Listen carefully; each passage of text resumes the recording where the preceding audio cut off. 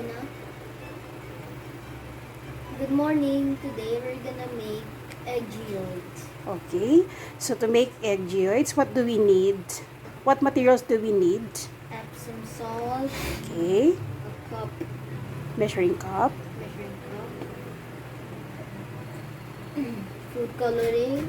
Red, blue. ball mason jar, Ball mason jar. Eggshells. ito pa, beaker, Eggshells. eggshells, Blue. glue, oh, how about this? What's that? Egg, like egg carton, diba? Egg carton. And then what else? You forgot the mixing rod. Here. Mixing rod. Okay, so to make egg geodes, we would need a cup of freshly boiled water first. Okay? So first step is that Ian's putting some glue at the bottom of the eggshell. So this is where we're gonna put a few Epsom salt crystals as seed crystals.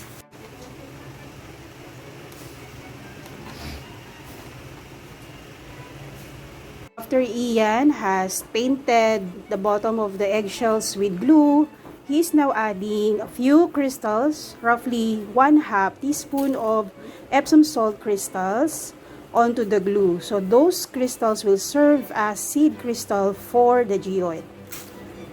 Basically, seed crystals are the ones that the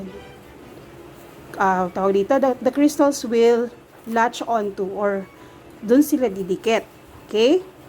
We poured the cup of freshly boiled water in the ball mason jar.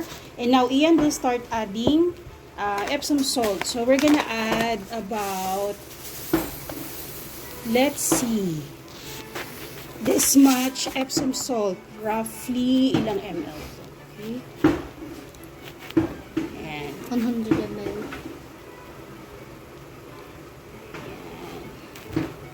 Mga 100. 50 lang yan, anak. 50 ml. Okay.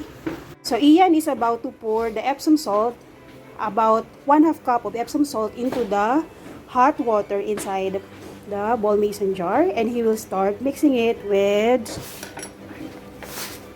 a glass rod. Sige, game. Okay, sige, go. Yan. Ayan. Let me help you. So, may mga natapon na konti and then start mixing it na. So, the reason why it needs to be freshly boiled, yung water, so that we can dissolve the Epsom salt completely. Okay? Okay. Sige, be. Mix ka. Yan. So, Ian is still mixing the water and Epsom salt. So, as you can see, there are still crystals swirling around in the water. But we have already prepared our food color, which are red and blue, and the beakers and one small ball mason jar, so that we will have colorful geodes. Okay, so we're gonna add food color into the Epsom salt brine solution later. So Ian is still mixing the brine solution, but it is apparent that there are crystals that no longer dissolve. So that's one indicator that the brine solution is already oversaturated with Epsom salt. So when that happens, when salt is no longer melting, or rather dissolving in the water, then it means that your solution is ready for crystal formation, okay, or crystal precipitation. But we're gonna try and add some more Epsom salt just to make sure that it's really fully supersaturated with salt. 20 drops. Use your ano, not pa ganyan. Hawak ka naman buti. Use your left hand. Yan, your ano. So go. Just sige lang. Mga 20 drops.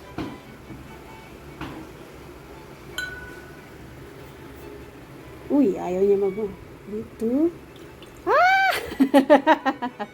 So, we have accidentally dropped so much food color in our solution. And let's mix it.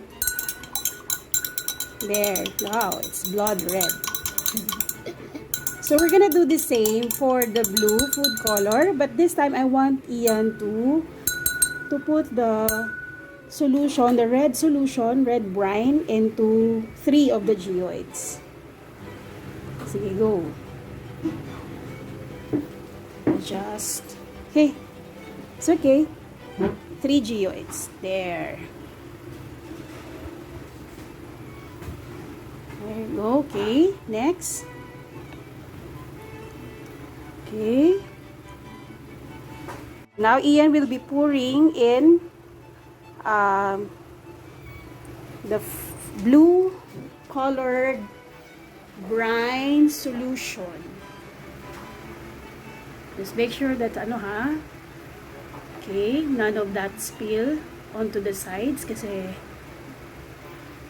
messy yun.